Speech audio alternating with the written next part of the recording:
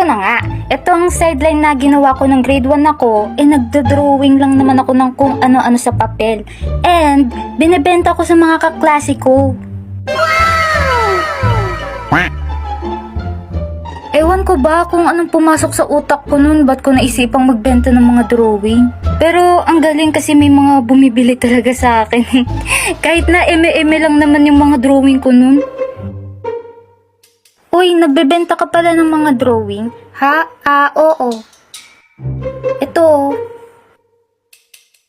Bili ka?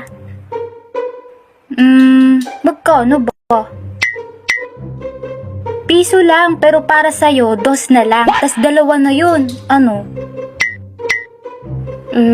Sige, pabili ako. Sa pagkakatanda ko, nagsimula yun sa piso na presyo. Tas yung drawing ko